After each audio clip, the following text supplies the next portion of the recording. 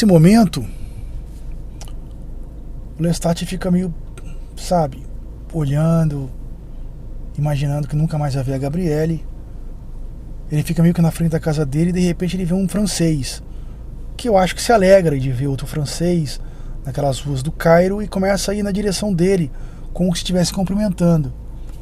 E isso irrita o Lestat, porque ele tem aquele lance, né? A Gabriele tem aquele lance ligado à humanidade. E apesar dele ser nesse momento, ele tá como eu posso dizer, um momento como se fosse de luto, não?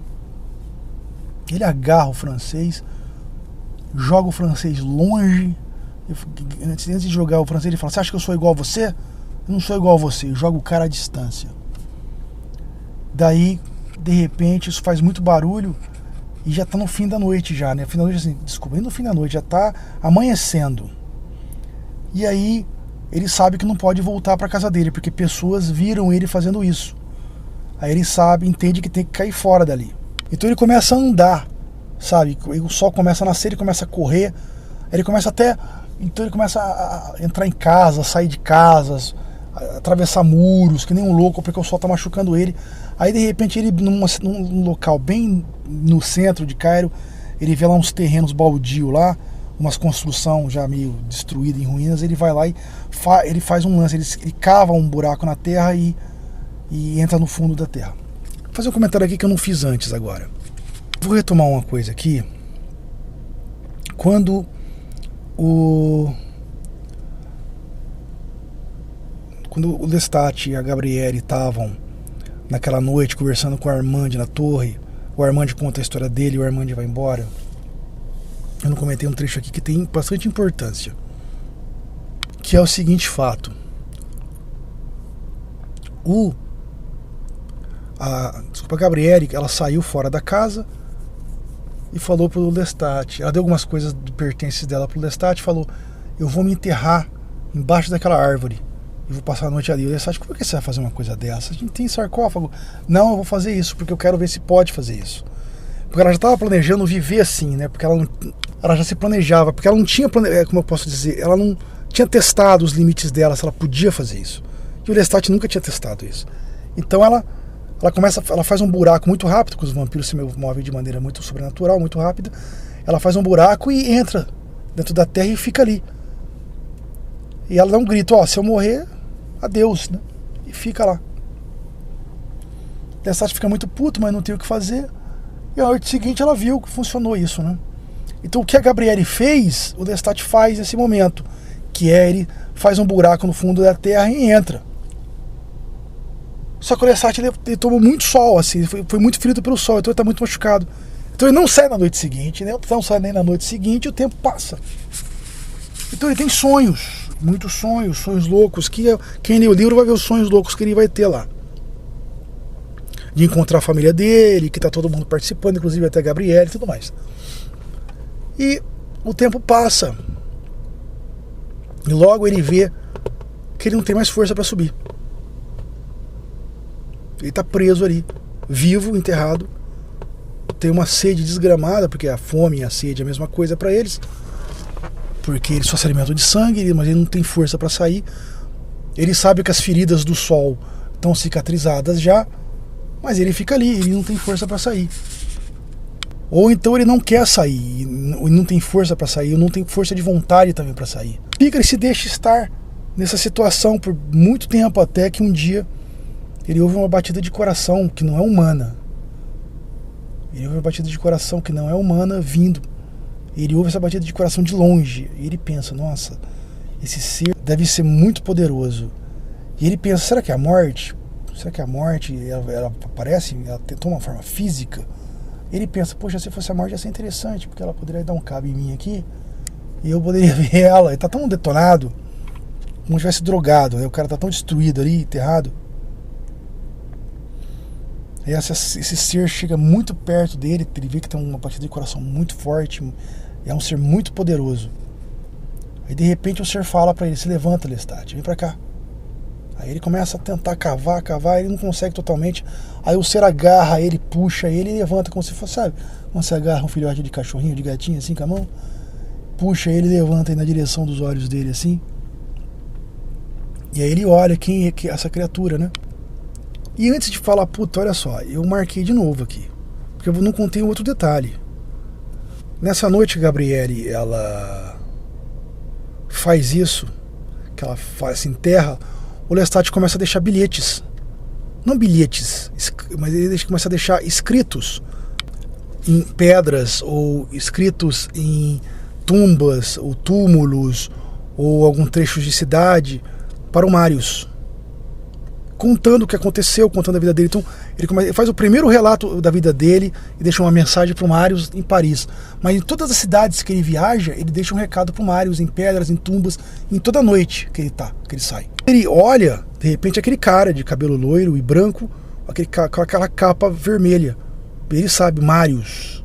Ele fala, sou eu, Lestat, você não está me procurando, né? Você está me procurando ao longo desses anos, você me chamou. Você me chamou, eu tô aqui. Aí o Lestat tá tão drogado que ele fala, eu sei o segredo da vida e da morte.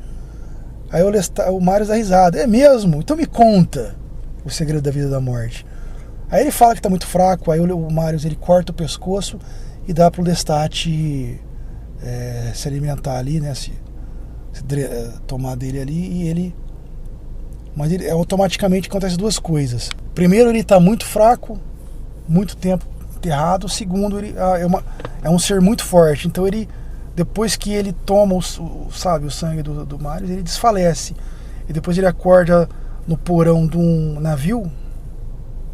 Ele vê que é de noite, ele sai para fora do porão. Ele não necessariamente um navio grande, mas uma galé. Não uma galé, uma espécie de... Era como se fosse um barco à vela, tipo uma galé.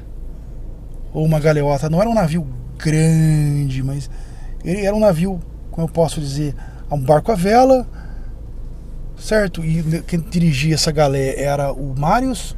Não é que dirigia, ele controlava o timão do navio, né? Então ele dirigia para o timão do navio. Tinha os marinheiros ali que estavam servindo ele. E ele percebeu que estava passando por um grupo de ilhas. Ele imaginou que estivesse na Grécia, porque ele pegou pelo pensamento as pessoas que estavam em volta. Pessoas, quando viam essa galé passando pelas ilhas, era um grupo de ilhas que estavam uma perto da outra, elas falavam, o Senhor voltou. E eles viam que, o Lestat viu que, pela mente assim, ele sacou que não existia ódio, raiva, ou medo desse Marius. E aí o Marius ele faz uma manobra perfeita para ancorar o navio, digamos assim, para bem em frente a uma espécie de como se fosse um porto de pedras. E aí ele pega as coisas dele e fala pro Lestat, vem comigo. Ele falou, já mandei algumas coisas na frente aqui antes de vir pra cá, mas eu tô vindo hoje com você aqui. E aí eles vão subindo, ele fala pro Lestat, me segue. E ele começa a pular, né, ele fala pros marinheiros levarem a galá embora, e ele começa a pular e subir uma montanha. O Lestat até fica com medo, porque a montanha é bem, bem alta. Em cima da montanha tem como se fosse um pequeno castelo. Chega nesse castelo, ele vê que não tem como abrir por fora, digamos assim. Só que aí ele vê que alguém abre por dentro. E na hora que ele abre a porta é aberta, não tem ninguém por dentro. E aí ele começa a perguntar, é mágica? Aí o Marius olha pra ele e fala, não é mágica. Quando você chegar numa idade mais velha, você pode movimentar objetos com a sua mente. Daí ele mostra pro Marius mostra o quarto do Lestat. E, né, pro Lestat vai até o quarto que ele foi hospedado, que é do estilo medieval, com bastante pedras, com alguns utensílios, cama, estilo francês. E ele vê que as coisas dele, o violino do Nicolas estava em cima da cama, e algumas coisas dele também estavam lá. A paisagem do quarto era pro mar, não é? Em direção às ilhas. E ele fica pensando algumas coisas, né? Porque ao longo desses tempos que ele e a Gabriele eles viajavam, porque o Marius ele teve o poder de abrir, né, a porta pela mente e tal, né? Ele começa a pensar algumas coisas. Por exemplo, existem os vampiros que se chamam os vampiros que chamam de milenares. Então Mario é um milenar. Ele ouviu de outros, e a Armande, quando contou a história da vida dele, também ouviu de outros. Então existia um que chamava Mael, que ficava perdido pelas florestas da Inglaterra e da França. Existia um outro uma vampira que chamava Pandora, que ela ficava na Ásia. Existia um vampiro, ninguém sabia direito dele, que estava de Ramsés, o maldito. E existia outros também, que eram chamados os milenares. Mas os milenares era até uma lenda. Mas Marius também era uma lenda. Marius também era um milenário. Alguns sempre diziam que tinham visto Marius aqui, ou Marius ali, ou Pandora, enfim. Mas ele estava vendo, ele viu Marius era real. E tinha uma outra coisa interessante. O próprio Armand estava virando uma lenda. Quando o Lestat contava que tinha encontrado o Armand já era uma lenda ali. Os vampiros não sabiam que Armand era real. Então ele começa a pensar que os vampiros milenares são reais e realmente existem. Andando pelo quarto, o Lestat vê lá então como se fosse assim, não uma passagem secreta, como se fosse uma abertura para uma parede. E nessa parede ele vê um sarcófago, estilo egípcio, sabe aqueles sarcófagos do Egito, assim, de faraó? Aí tem um sarcófago, ele abre o sarcófago e lá dentro tem como se fosse assim, tecidos, como se fossem uns tecidos assim, de material bem fino, tipo seda, assim, com outras coisas, e uma máscara de ouro. Ele imagina, né? Se eu usar essa máscara e esse tecido, o sol não me machuca. Mas eu não preciso usar isso aqui porque eu posso dormir no sarcófago. Mas o Mário ele é uma pessoa completamente, ele pensa assim, precavido. Daí ele resolve então andar pelo castelo do Marius. E ele vai andando e ele descobre várias coisas. Por exemplo, tem sala, o Marius é um pintor. Então tem sala que a pintura assim vai de parede a parede até perto, trechos do teto assim, e ele pinta assim todos os tempos da humanidade. Então, desde aquela época dos caras em Roma, começando a civilização em Roma, tal, digamos os gregos de Roma, depois as épocas da Idade Média, depois ele vai pintando a época da Idade Moderna, as pessoas mudando de roupa, vários tipos de homem da Arábia, do Ocidente, do Oriente, sabe, da China, tudo. Então tem todos os tipos de homens até o período que eles estão vivendo. Aí ele anda por outros locais assim, vamos supor, tem como se tivesse assim, tem trechos que assim, como se tivesse uma abóbada, certo? Só que ela é meio aberta e como se fosse assim, tem como se fosse sabe jardim de inverno? Então como se fosse espécies de jardim de inverno, mas não é jardim de inverno.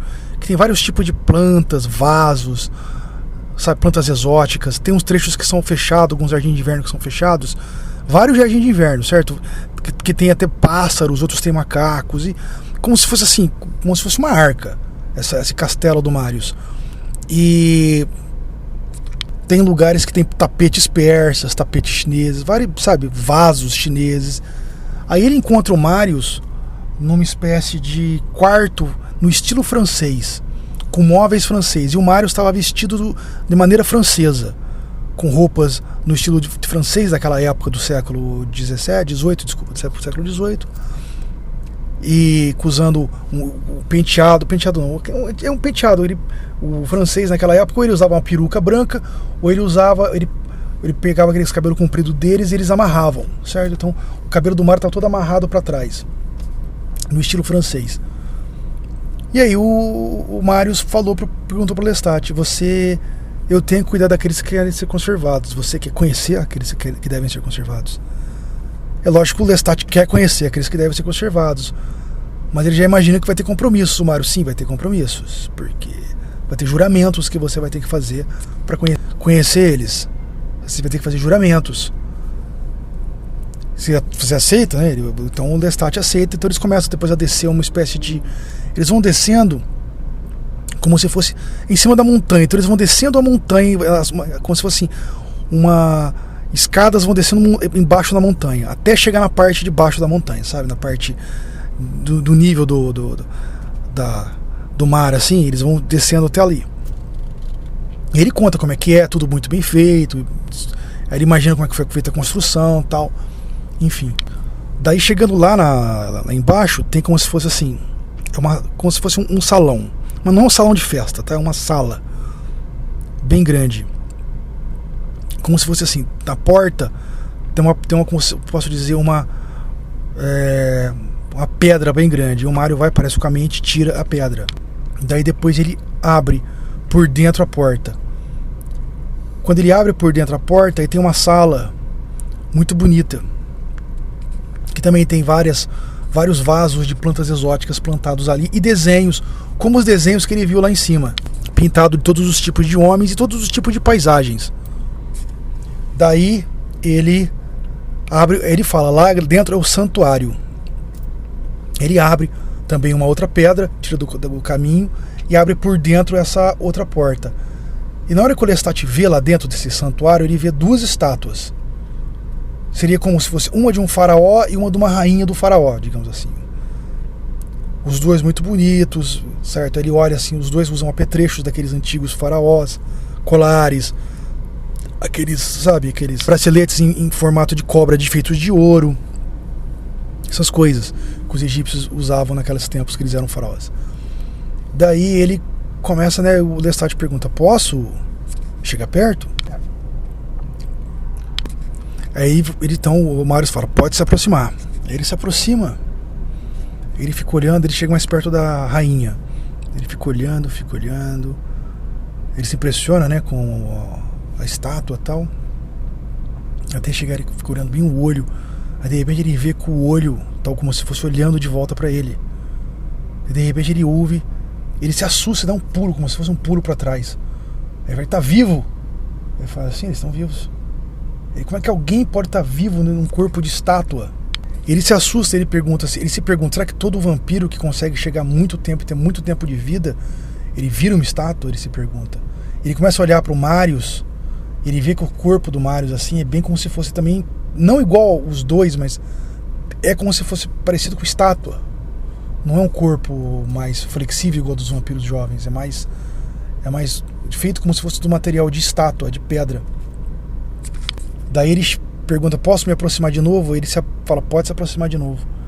Aí ele se aproxima e começa a olhar, e de repente ele ouve na mente dele: a caixa. Aí ele fala: ela se chama caixa. Ele fala: ela se chama caixa. Mas ele fica com muito medo, o Lestat.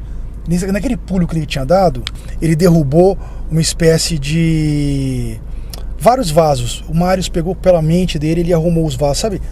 Naqueles filmes que existe, sabe? O cara arruma o vaso com o poder da mente, assim. Coisa do gênero, ele coloca todo o vaso de volta, arruma, põe a terra de volta, a planta de volta dentro do vaso, de maneira assim, com a mente, sabe? Daí o Lestat fica bastante impressionado, porque ele não sabia que um vampiro pode fazer isso. Ele fica olhando toda aquela cena. E daí o Lestat, mas ele tá com medo daquele local, porque ele vê muitas coisas surgem na cabeça dele. O poder do Marius, a questão dos dois ali, a questão daqueles seres ficarem em pedra, conscientes. Aí o Marius conta pra eles: olha, eu arrumo esse local pra eles aqui, essa sala, eu coloco esses vasos, e são acesos, sabe? Tem uma espécie de fogo com óleo que queima dentro de vasos também, para ficar sempre aceso lá pros vampiros, né? Portanto, quando o Lestat chegou, estava aceso esses fogos. Então o Lestat imaginou que o Marius acendeu o fogo. Ele acende o fogo com a mente quando ele está lá, para esses dois sempre ficarem à vontade, vendo, porque eles estão de alguma forma conscientes. Marius fala que eles estão dormindo e automaticamente também conscientes, assim, não estão totalmente conscientes, eles estão dormindo, mas eles sabem. Então, assim, eles não estão em estado vegetativo, eles estão conscientes do que está acontecendo, só que automaticamente como se estivesse dormindo. Mas assim, então não é dormindo, mas é assim uma consciência de desrepouso. Eles simplesmente sabem que estão acontecendo em volta deles, mas eles ficam imóveis, como estátua. Ele se pergunta: será que se eu viver muitas eras eu vou chegar nesse nível de estado, depender de outros vampiros para cuidarem de mim? Aí ele quer subir, né? Ele quer sair, ele quer subir. Ele pergunta pro Marius: posso voltar? Aí o Marius: olha, pode voltar, mas antes faz uma coisa pra mim. O Lestat: o quê? Diz pra eles. Você vai lá e diz pra eles quão lindo eles são, quanto você achou eles lindos. O Lestat fala: eles sabem, eles devem ter visto a minha mente, porque eles são como eu, e ela falou na minha mente que o nome dele é a Caixa. O Marius fala, sim, mas você vai falar, você vai lá na frente deles e fala que eles são lindos. Aí o Lestat vai lá e fala, vocês são lindos, vocês são uma das maiores maravilhas que eu vi, vocês são lindos. Daí ele sobe, espera o Marius lá em cima. Quando o Marius lá em cima, o Marius chega lá em cima, o Marius fala pra ele, eu vou contar pra você a minha história agora. Marius então começa contando a história dele, que começa, digamos assim, ele nasceu, digamos assim, em Roma, no período do Império Romano.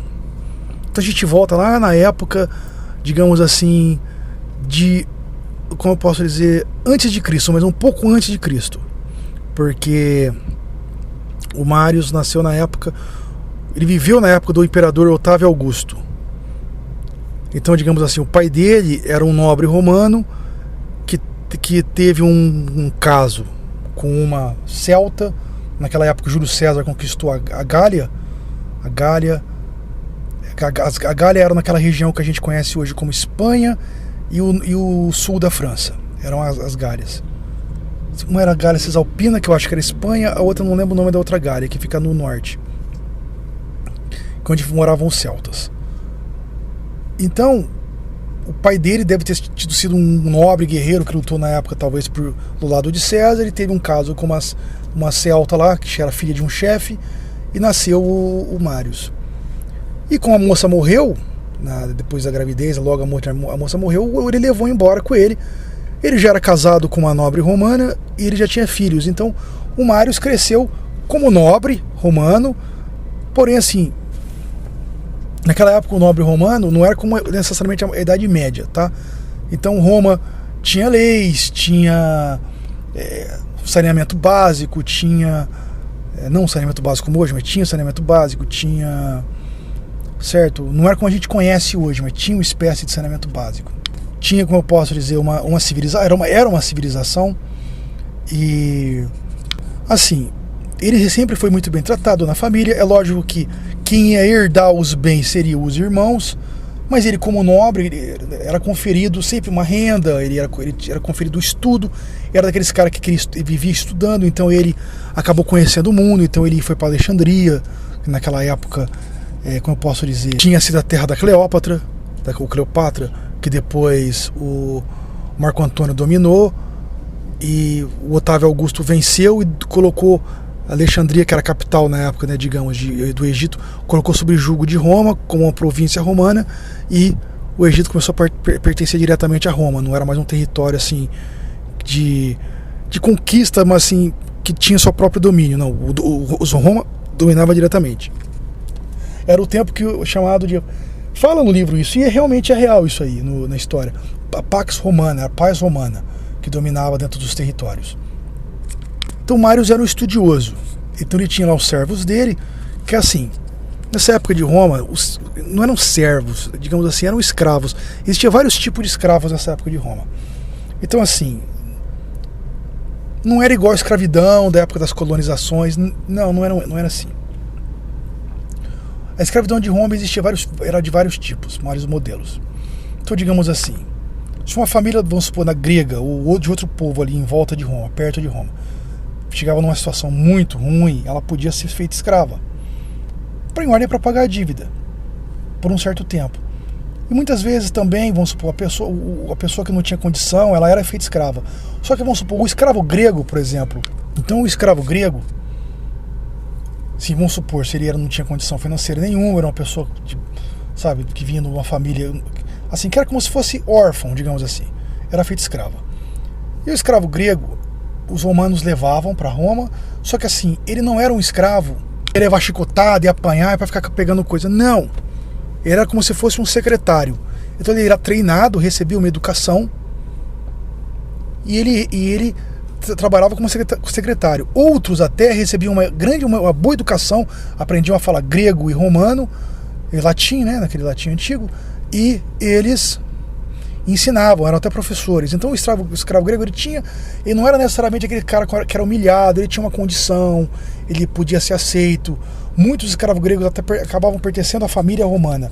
Assim, não tinha direito a ter posse nem terra, mas era como se fosse um membro ou um agregado à família. Agora, tinha os escravos de guerra.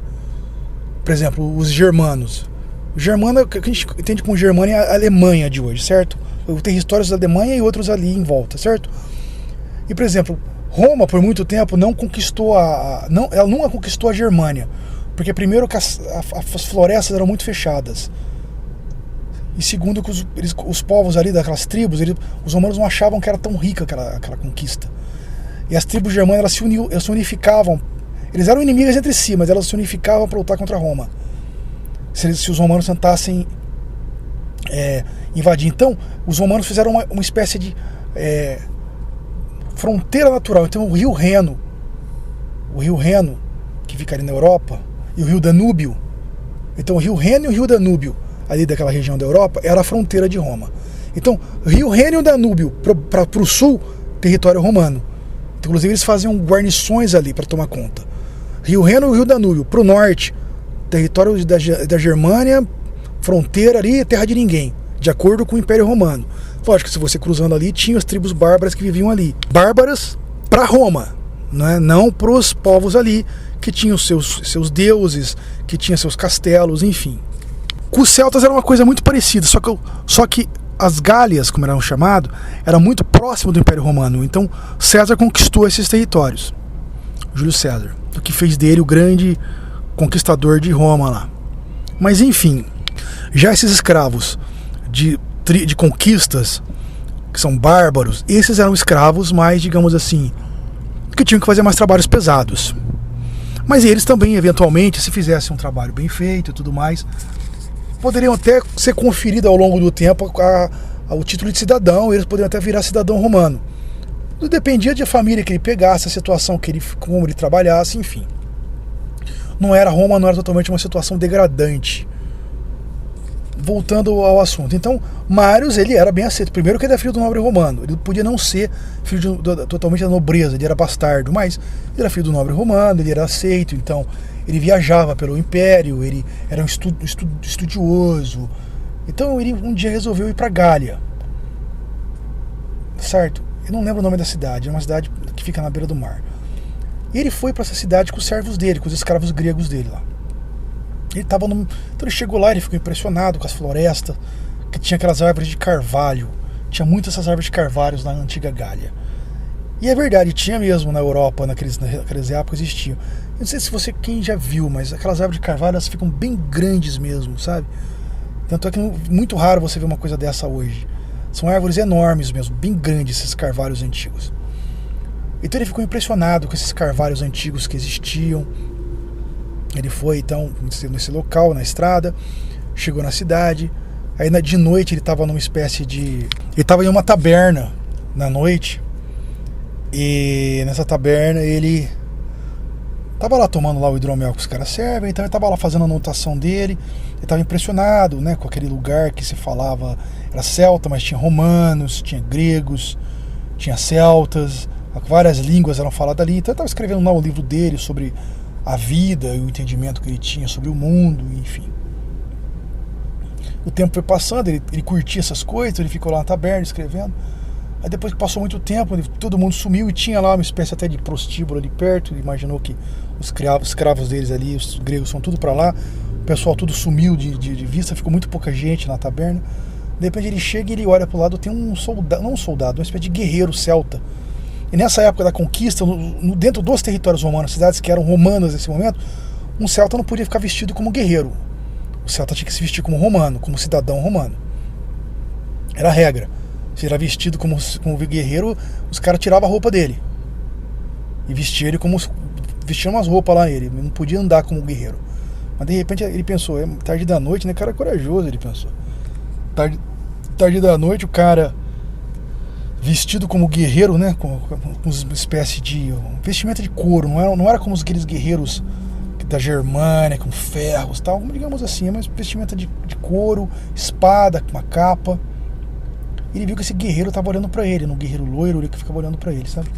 Ele olhou e o guerreiro perguntou para ele, né, você é celta? Perguntou na língua comum. Só que o Marius aprendeu, ele já sabia falar a língua comum, sabe? Do celta, ele tinha aprendido a falar a língua comum. O Marius era um cara estudado, era um cara estudioso, ele tinha aprendido a língua comum, ele falava grego, ele falava romano. Ele falou assim, eu falo a língua comum. Mas você é romano, você é celta, fala em comum, fala em comum. Você fala romano, você fala romano, também falo romano. E você tá vestido como romano. Aí ele contou a história dele, como é que foi, o pai dele era romano, essas coisas. Aí o celta pergunta: você viajou muito? Eu viajei muito. Você já teve no Egito?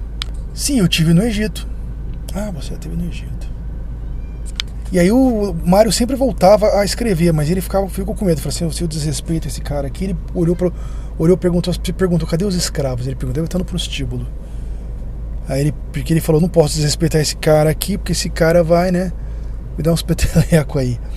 Aí ele ficou olhando pro cara. Aí o cara começou a falar pra ele sobre coisas de crenças. E o que você acredita? Aí ele começou a falar sobre a crença romana, sobre os deuses romanos, coisas desse gênero, sabe? Os romanos, assim, eles acreditavam nos mesmos deuses dos gregos. Eles só mudavam os nomes. Só que assim, o romano culto, o filósofo, ele acreditava assim, ele fazia mais assim, as homenagens aos ancestrais. E para ele, assim, ele acreditava em aspecto dos deuses. Ele não acreditava que o deus tinha forma física. Então ele acreditava em deuses.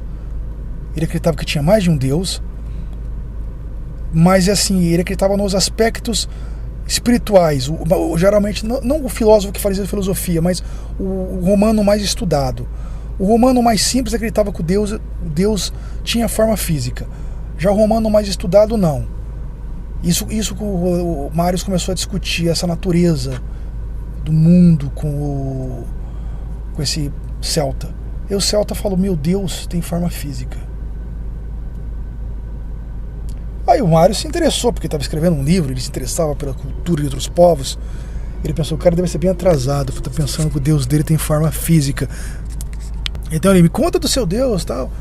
Aí ele começou a contar do deus dele, que era o cara que julgava o povo e abençoava a terra. Muito bom, né? Interessante essa cultura. Ele elogiou o cara, né? Pô, que bonito a sua crença. Ele pensou: atrasado do caramba.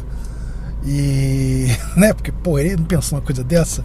Mas ele começou a querer fazer suas anotações e de repente o cara vem e dá um bufetão na cara dele. E aí, um bufetão com tanta força que ele desmaia. De repente ele acorda todo amarrado. Já era de manhã, no meio da floresta. Não tinha nem estrada onde eles estavam indo, de uma carroça. Aí ele viu lá esse guerreiro, outros guerreiros em volta dele. E ele todo amarrado. Ele: puta merda, agora eu vou ser levado em sacrifício pra esse deus aí do cara. Deve ser alguma estátua lá no meio da floresta. Tô perdido, o que eu faço pra escapar?